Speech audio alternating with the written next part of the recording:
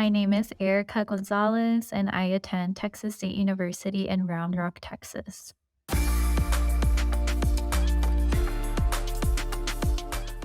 While Texas State University is close to my hometown, I grew up in the Austin and Pflugerville area, and I attended Texas State in my undergrad. So from 2017 to 2020, I commuted from Pflugerville to San Marcos, which was about an hour away.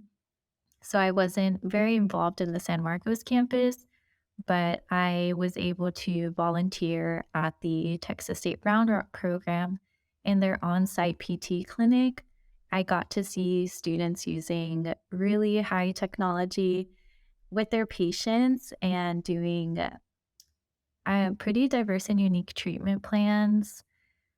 Another volunteer opportunity I got to participate in at the Round Rock campus was helping Dr. Denise Gobert with pediatric hippotherapy research. So she used a mechanical horse. There was no real horses involved, but it was a great opportunity to get to know the inner workings of PT and how we can contribute to this evidence-based practice. So all of these volunteer experiences at the Round Rock campus really reassured and reaffirmed my desire to attend Texas State University.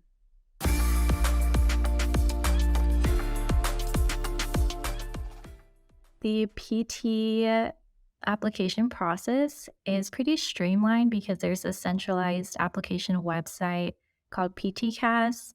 So you can read all the essay prompts there and submit all the required documents through one website. One resource that really helped me was the PTCAS directory, which is powered by the APTA, but it allows you to compare different application requirements because each program does vary, and you can do side-by-side comparison for GRE scores, the cost of the application, letters of rec, shadowing hours, all of that. And it really supports the students because it can be a doozy to process all of that. Another helpful tip is that the PTCAS website does offer a fee waiver, and it's just based on the federal income tax return, and anyone is welcome to apply. So I think it's worth a shot, even if you were a dependent on your parents or if you filed individually. For the interview and acceptance process, I think it's a good idea to have a few experiences, whether it be from volunteering, shadowing, or working as a tech, that you can draw back on if it applies to a question, because it is a very nerve-wracking process. But if you have those key stories, then you can always recall those or adapt them to answer the questions. And the acceptance process, it can be agonizing to wait to hear back, but I think it's important to remember that you did everything you could in the application process, and now it's just time to wait and let your work from the past and in that interview process show. And then once you're accepted or waitlisted, I say keep all your options on the table because each school will reach out at different times. So it's better to wait as long as you can to make a really informed decision.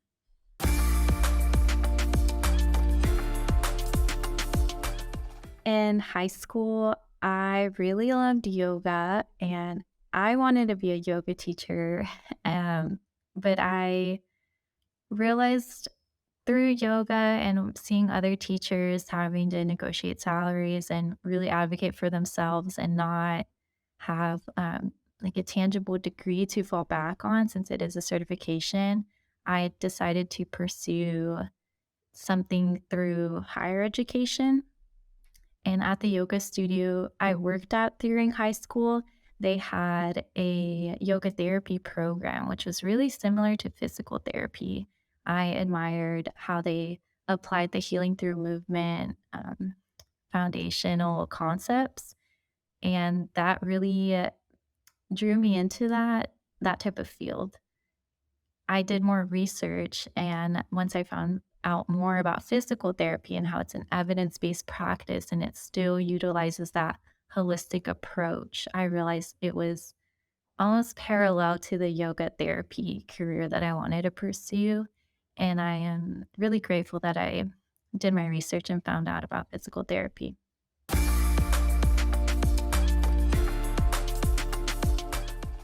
My schooling is going great right now. I'm in my second year of the program, so I survived the notoriously hardest year, which is the first year, where it felt like a fire hose of information. And now I have more time to volunteer and participate in more extracurricular activities. Some of the highlights of my schooling is volunteering as a translator in the community access clinic. So at Texas State, we have an on-site PT clinic. On Tuesday nights, students are able to volunteer and provide accessible healthcare services to the community, including Spanish-speaking patients. So I was able to help translate, and that was a very rewarding time. And now I'm beginning the process of starting to treat in the community access clinic. So that's really exciting. Another highlight is the pediatrics course I took in the spring. We were able to go on field trips. So we went to Morgan's Wonderland in San Antonio, which is a fully accessible amusement park for kids of all ability levels. It was incredible to see how they adapt and think about activities that we may take for granted, such as sensory parks and making like the water park. They have an area of the water park where you can adapt to the temperature before transitioning into the colder water. And they really made so much considerations and adaptations to that amusement park, and it helped me see what is possible in not only PT, but in adaptive um, equipment and adaptive programming. We also attended a field trip at National Seating and Mobility, where we got to learn all about mobility devices and all the features. There's so many features that can go on power chairs. There's so many types of different standers and walkers, and we got to see how that applies in the pediatric realm. Some of the hardest aspects of schooling has been learning how to use my hands as tools in the orthopedics course. So we do exercise, of course, and there's also the manual therapy aspect of physical therapy. And I am fortunate that one of our professors is as a thinner framed woman, similar to myself, and she offers a lot of adaptations and helps us figure out how to position ourselves and how to be the most effective with our manual techniques. But it does take a lot of work. And then the other hard aspect of school, especially in the first year, was finding time to rest and managing to stay on top of all the studying that we have to do.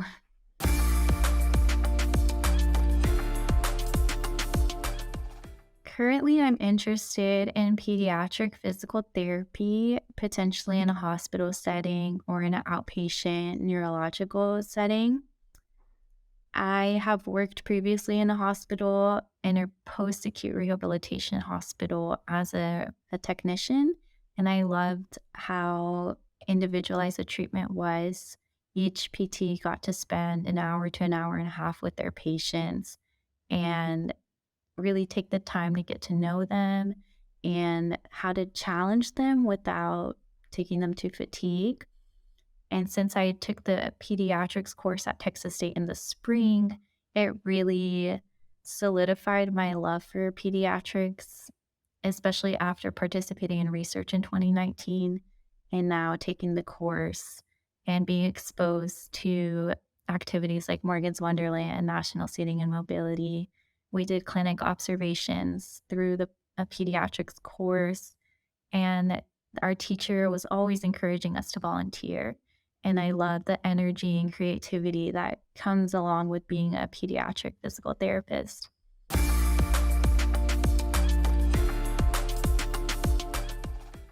The state of diversity in my program, it is fairly diverse, although it is primarily female, and we have primarily white women in our cohort. There are some people of color, but I think that the university does have room to grow, especially since Texas State is a Hispanic serving institution. And that does tie into the industry changing extracurriculars. In my first year in the program, we took a course called Patient Care Skills, in which we were taught some key Spanish phrases by a previous alumni of the program who was not a native Spanish speaker. And in that moment, a classmate and I realized that the DPT program has a lot of room to grow in how they can incorporate Spanish into the curriculum. And we decided to create the Hispanic Student Physical Therapy Association at Texas State. I'm the co-founder and co-president of the HSPTA. We plan monthly member meetings with PT guest speakers to promote mentorship and get to know other avenues of physical therapy. We also host Spanish activities. Some of our previous have been PT Loteria, which is like bingo, and we've done Spanish worksheets, and we try to make it fun. We do welcome anyone who's willing and wants to learn the Spanish language. So despite the name, we're not limited to only Hispanic members, and we've received a lot of support from other cultures and other ethnicities within our program. And the last opportunity that we aim to offer is cultural enrichment. And last year, we were able to host a Dia de los Muertos event in which we provided snacks and a small educational presentation. And we're hoping to host another one this year and continue this tradition at Texas State University.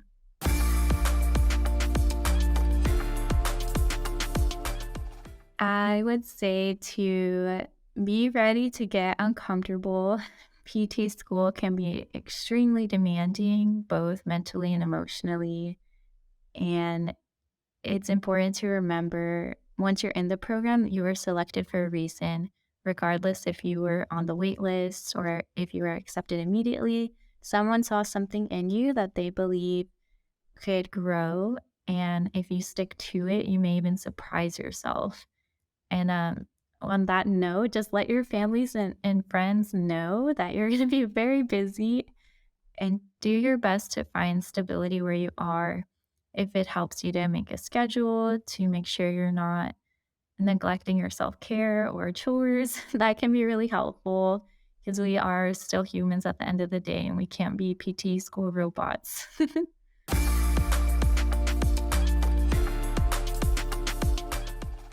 In the future of physical therapy, I predict that direct access will be implemented with more freedom throughout the United States and eventually evolve into PTs being respected as primary care providers. With that, it may consist of advanced practice courses or other requirements to be considered a primary care provider. Additionally, I believe through organizations like the Rising Tide and diversity, equity, and inclusion programs, we will create positive change and help shape the future of PT to mirror the diverse population and better support our patients.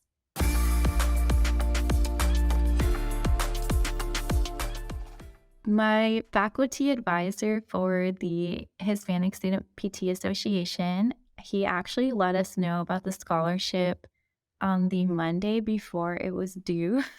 So he had found out through the professors and he let us all know. And he was really kind and offered to write us a letter of recommendation if we thought we could get the application requirements together in time. So I spent a lot of time that week rushing to prepare everything because I thought it was such a great opportunity. And I really believe it's important to try and apply for as many scholarships as possible and not tell ourselves no, whether it's a time restriction or we believe we're not qualified.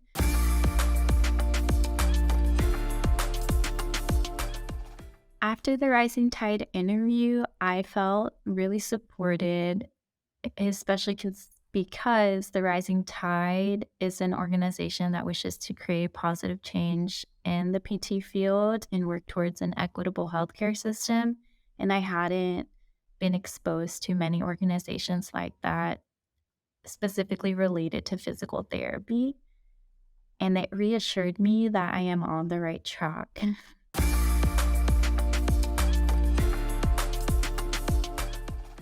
Besides the generous financial support, I'm thrilled to be entering the profession at the same time that the Rising Tide Foundation is growing because I know that this organization will go far and I hope to be able to contribute to that growth as a professional. I'm most looking forward to being a part of a community of like minded individuals who refuse to be complacent and have a vision for a brighter and equitable future in healthcare.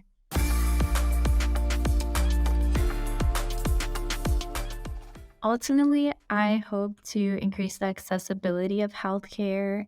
In the future, I foresee myself pursuing a medical translator certification to expand my impact beyond just physical therapy.